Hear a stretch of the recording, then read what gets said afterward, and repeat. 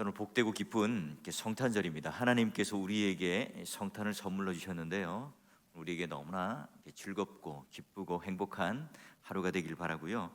원래 이 성탄절은 기독교의 전통이라기보다는 이교적 전통이었죠. 교회는 이 성탄절보다 전통적으로 이렇게 부활절을 아주 중요하게 여깁니다. 여러분 한번 이제 유럽에 봄에 여행할 기회가 있으면 가보시면 부활절을 한 40일 정도 계란부터 해서 많은 그런 축제의 분위기로 가고 있는 것을 여러분 확인할 수 있을 거예요. 기독교 신앙이라고 하는 것은 십자가와 부활이 가장 중요한 토대고 근간이기 때문에 그렇습니다. 로마 가톨릭 교회는 또는 개신교는 이제 12월 25일을 성탄절로 우리가 지켜요. 근데 여러분 러시아 종교에는요 1월 6일 바로 성탄절로 지키게 됩니다. 자, 그러면 이가 12월 25일을 역사적으로 성탄절로 지키게 된 배경이 있죠. 바로 이제 기독교가 로마로 이 국교로 공인이 될 때예요. 로마가 숭배했던 신이 뭐죠? 이제 태양신입니다. 그래서 태양 숭배의 절기인 12월 25일 동지가 지나고 나면 점점 이제 낮의 길이가 길어지니까 그걸 특별한 날로 기념을 한 거예요. 자, 그러면 이제 일부 기독교인들은 이 꺼름직하다 이렇게 생각해요.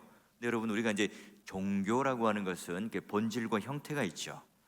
예수님께서 탄생하셨다 하는 것은 이 본질은 변하지 않습니다. 근데 이제 문화적 형태 속에 12월 25일을 지키느냐, 1월 6일을 지키느냐, 이런 그 당시에 이제 속했던 이게 문화적 형태일 수 있죠. 우리가 이제 추수감사절을 지킨다든지 맥추감사절을 지킨다든지 이런 절기가 우리가 가지고 있는 이 감사에 대한 이 본질을 가지고 또 우리나라의 상황에 맞는 그런 문화적 형태 속에 우리가 지키고 있어요. 자, 그러면 로마가 12월 25일을 성탄절로 정하게 된 이유는 바로 이제 예수님을 무엇으로 이해했을까요? 이제 빛으로 이해를 했기 때문에 로마 기독교가 바로 12월 25일을 태양 숭배 신이 아니라 삼위 하나님을 섬기는 그런 절기로 지키게 된 거예요.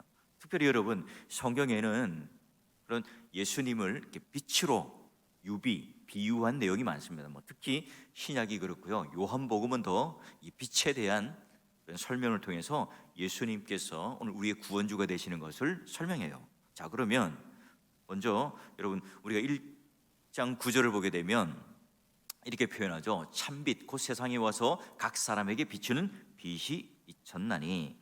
여러분 왜 예수님을 빛이라고 했을까? 그래요. 이 사람들은 죽음, 죄, 절망 이런 것들을 몰아내고 또 빛을 비추는 분, 생명을 주는 분을 바로 예수님이라고 봤기 때문에 그래요. 근데 여러분 오늘 우리가 요한복음 1장을 쭉 읽었지만 그 참빛이 왔지만 사람들은 그 빛을 깨닫나요?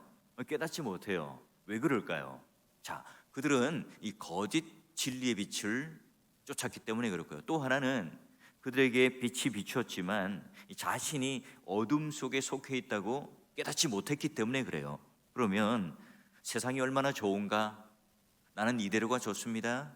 이 세상은 얼마나 행복한 그런 삶의 굴레로 굴러가는지, 또는 우리가 이 세상을 살아가면서 만족이 다 있기 때문에 더 이상 나는 추구할 게 없다, 여러분 이런 기분을 가지고 살아가는 사람들에게는요 예수님이 빛으로 오셨다 이걸 이해하지 못합니다. 자, 이 세상에는요 우리가 이게 내가 어둠이라는 사실을 알 때 예수님께서 참 빛이라는 사실을 우리는 깨달을 수 있죠.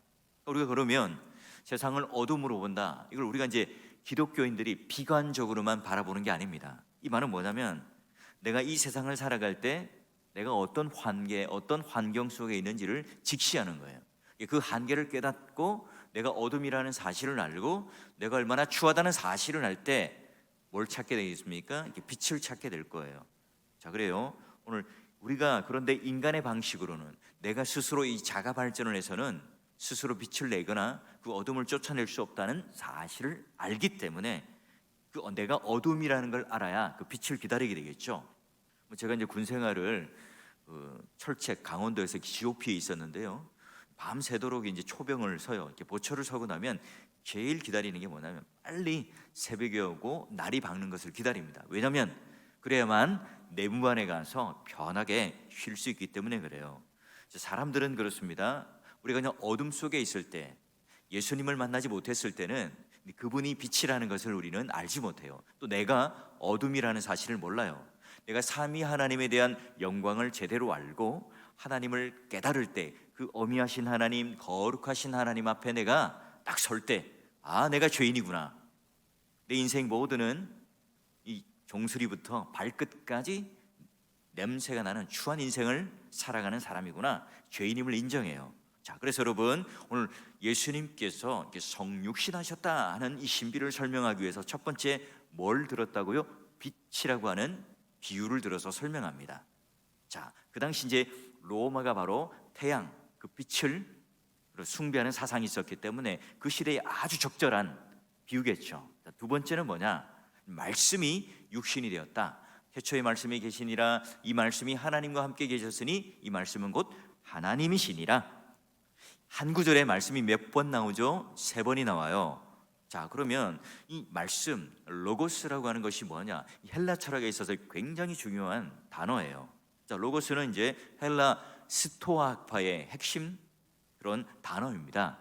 뭐냐면 로고스가 있기 때문에 이 세상은 혼잡하지 않고 질서 속에 조화롭게 굴러간다. 그래서 로고스는 존재의 근원이다, 생명의 토대다. 근데 여러분, 로고스는, 그러나 이 말씀은, 진리는 눈에 보이진 않죠. 근데 눈에 보이도록 예수님은 이 땅에 오셨어요. 로고스는 태초에 존재했지만 그러나 예수님은 지금 이 역사 안에 들어오셨어요. 로고스는 초월적이죠. 보지도 못하고 뭔가 우리가 거리가 멀리 떨어져 있습니다. 근데 예수님은 성육신하셔서 이 땅 가운데 내재하시고, 로고스는 시간과 공간을 초월해요. 제약을 받지 않지만 예수님이 이 땅에 오셔서 우리와 같이 육신의 옷을 입고 제약을 받으시고 한계 가운데 살아가요. 자, 그러면 왜 예수님을 그 당시 철학의 어떤 그 용어였던 로고스, 이 말씀을 가지고 그분이 바로 로고스다, 말씀이다, 예수님의 이 성육신을 말씀으로 육신이 되었다, 이렇게 표현할까요? 그렇죠. 예수님께서는 보이지 않는 로고스, 또 뭔가 이 존재의 토대이지만 우리가 하나님께서 우리를 통하여 우리가 똑같은 몸을 세상에 보내심으로 말미암아 우리 눈으로 똑바로 보게 하시고 경험하게 하세요. 멀리만 계셨던 하나님, 그저 힘과 권능과 능력만을 가지고 계시는 그런 어떤 추상적인 하나님으로 우리는 이해할 수 있지만 이 땅에 예수님을 보내주셔서 우리가 함께 거하고 우리의 구원을 위하여 이 땅에 육신의 몸을 입고 직접 오셔서 십자가에 매달리시고 사망의 권세를 깨치시고 또한 부활이라고 하는 것을 통해서 우리에게 생명, 구원이라는 선물을 주세요. 자, 이걸 여러분 신학적인 용어로 뭐라 그러죠? 성육신, 인카네이션이라고 하는 거예요. 기독교 신앙은요, 바로 이 성육신에 모든 것이 담겨 있습니다. 동정녀 탄생, 그리고 예수님께서 오늘 하나님의 아들로 이 땅에 오셨다는 사실, 그리고 이 구원을 통해서 이 첫 시작되는 사트, 모든 것들이요 성육신으로부터 기초가 되고 출발하기 때문에 바로 그 당시 때 헬라 철학의 굉장히 중요한 용어였던 로고스, 진리, 말씀이라는 단어를 써서 예수님께서 말씀이 육신이 되었다, 이런 표현을 쓴 거예요. 여러분, 우리가 지금 이렇게 제가 이렇게 아주 새벽 시간에 잠도 덜 깼는데 이 설명을 하면서 이게 무슨 말일까 할 수도 있지만 그 당시 때 이게 초대교회 성도들은요 이 가히 이 요한의 이 표현을 빌어서 설명할 때는 충격적이었을 거예요. 와, 그런 분이셔? 자, 그러면 예수님께서는 본질이고 토대이면서 왜 그러면 이 사람의 몸을 입고 이 땅에 오셨는가? 이 초월적인 하나님이 왜 예수라고 하는 이름을 가지고 육신의 몸을 입으셨는가? 중요하죠. 바로 기독교를 설명하는 가장 중요한 본질입니다. 하나님과 우리 사이에는요 화목이라고 하는 관계, 인격적인 관계가 있었잖아요. 그런데 뭘로 깨져요? 죄로 인하여 깨어지잖아요. 이 아담과 하와의 죄로 인하여 온 인류가 죄로 분리됩니다. 그러기에 하나님과 우리 사이의 관계를 다시 회복시키기 위해서는요 뭐가 필요하죠? 참 하나님이셔야 합니다. 그 말은 오늘 우리 인간과 똑같으면 우리를 구원할 수 없잖아요. 그러니 우리를 초월하는 뛰어넘는 하나님이라고 하는 구원의 능력을 가지신 한 속성을 가지셔야 합니다. 자, 그러면 그냥 저 멀리서 하나님으로만 계시면 우리의 구원이 이루어질까요? 아니잖아요. 우리의 죄를 뒤집어 쓰고 그리고 십자가에서 하나님의 진노를 대신 받아줄, 속량하여 줄 또 한 속성이 필요하죠. 그래서 예수님은 참 하나님이셔야 합니다. 그러기에 바로 이 참 하나님이시며 참 사람으로 오늘 이 땅 가운데 오시기 위하여, 그래서 바로 진리, 말씀, 로고스라고 하는 표현을 들어서 우리 가운데 설명해요. 그러면 좋아요. 우리가 성육신이라고 하는 것을 요한 사도는요 억지로 우리들에게 강요하고 믿으라 이렇게 하지 않아요. 그래서 여러분 마지막 세 번째 비유했던 말씀을 한번 봅시다. 자, 1장 14절. 준비가 안 됐나요? 말씀이 육신이 되어 우리 가운데 거하심에 우리가 그 영광을 보니 아버지 독생자의 영광이요 은혜와 진리가 충만하더라. 고린도후서 4장 6절에 바울도 똑같습니다. 예수 그리스도의 얼굴에 있는 하나님의 영광의 아는 빛을 우리 마음에 비춰주셨다. 성육신의 개념을 빛, 로고스, 말씀, 그리고 마지막으로 뭐예요? 영광과 개념을 연결시킵니다. 예수님은 바로 하나님의 현현으로 이 땅에 나셨어요. 예수님을 보면 뭘 본다고요? 하나님을 보고요. 그 예수님의 영광을 통해서 하나님의 영광을 보게 됩니다.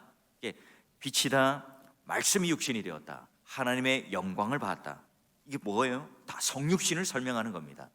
여러분 시편 기자나 이사야나 예레미야 소명을 받을 때 그 하나님의 영광을 볼 때 그들은 어떻습니까? 두려워 떨었죠. 생명의 현현, 그 궁극적인 어떤 하나님의 실체를 딱 보고 나면 오늘 우리 왜요? 우리 죄를 깨닫기 때문에 하나님 앞에 두려워 떨 수밖에 없습니다. 다 그런 경험들을 하죠. 마찬가지입니다. 예수님을 만났을 때도 예수님이 진짜 누구인지를 알 때 사람들은 그 두려움을 경험하죠. 아래 말하자면 그냥 공포가 아니라 신적인 어떤 그 하나님의 현현을 바라보며 그들은요 두려워해요. 그러니까 예수님께서는 어떤 논리적인 것, 합리적인 것, 상식적인 것 이런 것들 가지고 그 당시 성도들, 백성들을, 하나님의 택한 백성들을 설득하지 않아요. 바로 그런 하나님의 영광을 그들 앞에 보여줌으로, 그들이 그 영광을 바라봄으로 이분이 하나님의 아들이시구나, 이분을 통해서 내가 하나님의 영광을 깨닫게 되는구나. 자연스럽게 그들은요 바로 체험적으로, 실존적으로 하나님이 누구이신지를 예수님을 통해서 깨달아요. 여러분들 우리는 그런 경험들을 합니까? 우리는 예수님을 빛으로, 말씀으로, 하나님의 영광으로 우리는 누리며 경험하며 살아갑니까? 그러면 우리는요 매일매일이 성탄절이에요. 매일매일 우리는 예수 그리스도의 성육신을 누리며 살아가는 사람들이겠죠. 초대교인들, 제자들, 사도들, 이런 사람들은요 바로 그런 하나님의 영광을 직접 목격하고 살아가요. 예수님께서는 찬란한 그런 신성의 영광만을 가지고 온 게 아닙니다. 바로 이 땅에 오신 것, 연약한 우리 육신의 옷을 입고 우리와 함께 거하시고 우리가 너무나 쉽게 이해할 수 있도록 하나님의 사랑이 무엇인지 보여주세요. 그래, 내 아들 저 십자가에 달아서 너희들에게 보여주마. 하나님, 우리가 얼마나 극악무도한 죄인이죠. 그래, 내 아들을 저 십자가에 달아서 너희들에게 그 피 흘림을 통하여 너희들의 죄가 얼마나 극악무도한지를 보여줄게. 그래요. 여러분, 우리가 2000년 전에 돌아가신 예수님을 직접 본 사람이 없습니다. 근데 그럼에도 불구하고 오늘 우리는 왜 예수님을 믿죠? 바로 오늘 하나님께서 이와 같이 빛이 되시고 진리가 되시고 이 영광을 오늘 우리 인생 가운데 비춰주시기에, 어떤 우리가 알고 믿고 깨닫고 하는 것이 아니라 주님이 오늘 우리에게 은혜를 주셔서 내가 그분을 믿고 그분을 의지하고 그분을 신뢰하는 어떤 실력을 가지고 믿는 게 아니죠. 바로 하나님께서 그와 같은 속성과 성품을 가지고 계시기 때문에 그 믿음이 어디로부터 흘러나옵니까? 그분이 신뢰할 만한, 그분이 오늘 우리의 믿음의 대상이 되는, 그분이 오늘 우리에게 믿음을 선물로 주시기 때문에 그래요. 안 그렇습니까? 성탄절날 우리 아이들, 우리 어제 제 막내도 가서 이렇게 선물을 직접 자기가 돈을 주고 사오더라고요. 그래요. 내가 이 하나님께서 내 인생 가운데 생명을 주신다, 이건 누구에게 실력이 있는 거예요? 이게 그 하나님께서 우리에게 주셔야만 가능한 일이잖아요. 그래요. 그러니 바로 그런 하나님이 오늘 우리에게 생명을 주시는 분이라는 사실을 알죠. 그래서 빛, 말씀, 영광이라는 것을 어디서부터요? 하나님께로부터 나온다는 사실이 있기 때문에 우리가 믿음을 가질 수 있어요.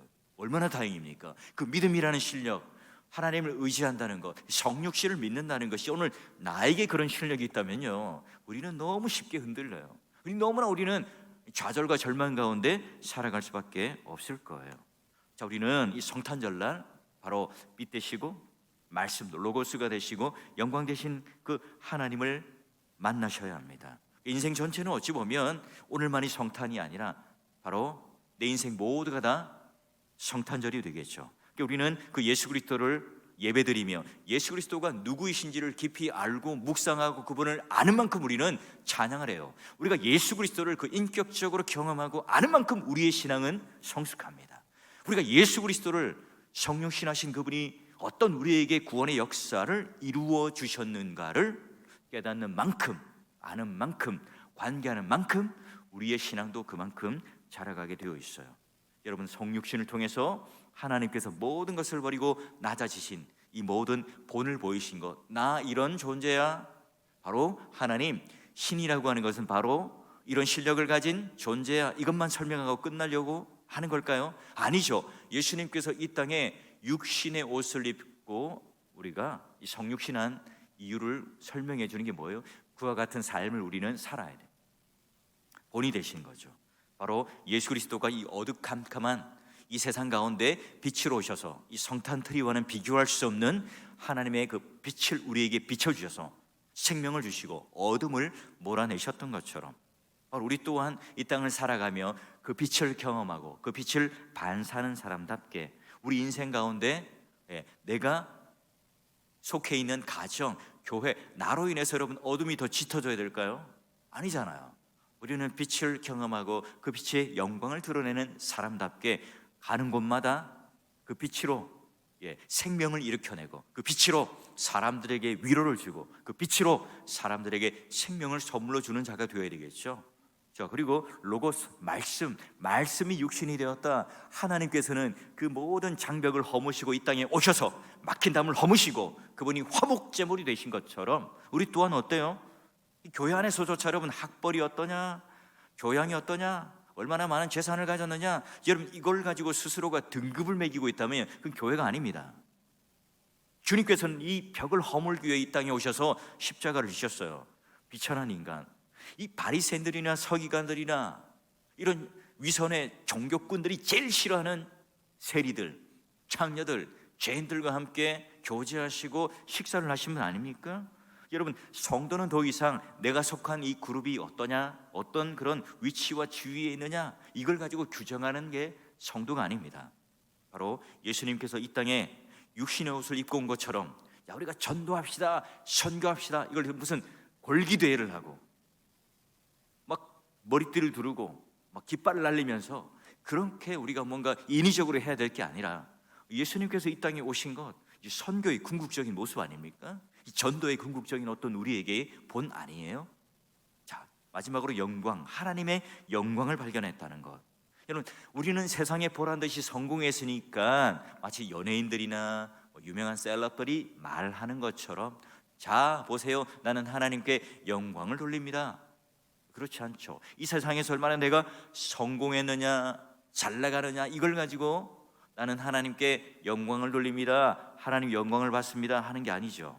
바로 낮아지신 예수 그리스도처럼 오늘 우리에게 보여주신 그 놀라운 하나님의 뜻처럼 너는 그 말씀을 지키고 살아가느냐, 이게 바로 지금 내가 어떤 비천한 자리에 있든 낮아진 자리에 있든 실패의 자리에 있든 성공의 자리에 있든 상관없이 하나님의 영광을 드러내는 삶, 하나님 뜻대로 살아가는 그 삶이 바로 하나님의 영광을 사람들에게 드러내는 삶이겠죠. 자, 여러분, 우리는 하나님의 영광을 본 자답게 그의 아름다움을 발견하고 또한 그분을 통해 나타난 하나님의 지혜, 능력, 구원에 대한 이 선물을 깊이 묵상하는 걸 통해서 오늘 하루 삼위일체 하나님께서 어떤 구원을 이루어주셨는가, 오늘은요 성육신이라고 하는 이 신비를 여러분들과 함께 이 짧은 시간이지만 나누었어요. 이 성탄을 바로 기념하고 감사하는 이 일의 첫 출발점이 되는 성육신의 신비, 하나님을 깊이 생각하고 묵상하며 그 성육신에 대한 의미를 알고 감사할 때 우리 또한 어때요? 그 선물을 받은 자답게 값을 지불하고 이 땅에서 하나님의 성품과 성육신에 대한 의미를 세상 사람들 앞에, 우리 이웃과 가족들 앞에 드러냄으로 말미암아 저희도 낮아짐 또는 모욕, 수치, 마음이 상하는 것, 우리에게도 분명히 있는 삶의 실존입니다. 그러나 그 또 한편으로는 성도의 소명이기도 해요. 여러분이 오늘 이 성탄이라고 하는 뜻깊은 이 날에 하나님과 우리의 관계 속에서 예수님의 그 성육신을 깊이 깨닫고 그 신비를 경험하고 누리는 사람답게 하나님의 성품을 곳곳에 흘려보내고 반영하는 것으로 그런 예수님의 그런 놀라운 구원의 성육신의 값을 나 또한 이 세상에서 지불하고 불의한 제물로 친구를 사귀듯 우리 인생이 바로 그런 하나님의 영광을 드러내고 빛을 드러내고 말씀을 드러내는 이 일에 열심을 내시고 또 오늘 하루 그런 예수의 성탄 선물로 주신 그 하나님의 놀라운 은혜가 여러분 마음 가운데 차고 넘쳐서 2021년도 한 해 여러분 어떤 마음의 쓰라림과 상처가 있으셨어요? 그 선물을 받을 때 우리 모든 그런 아픔과 슬픔이 치유되고 그 선물로 인하여 위로가 되고 마음에 즐거움이 넘치는 것처럼 오늘 하루 그런 하나님의 은혜를 만끽하고 모든 상처는 다 하나님께서 만져주시고 치유해 주시고 회복시켜 주시고 오늘 우리 손에 주어진 그 하나님의 성육신에 대한 신비와 그 선물을 마음껏 누리며 찬양하는 성탄이 되시고 또 예배하는 삶이 되시고 내 인생 모두가 바로 하나님을 찬양하는 성탄절로 살아가는 여러분 되시기를 주의 이름으로 간절히 축원합니다.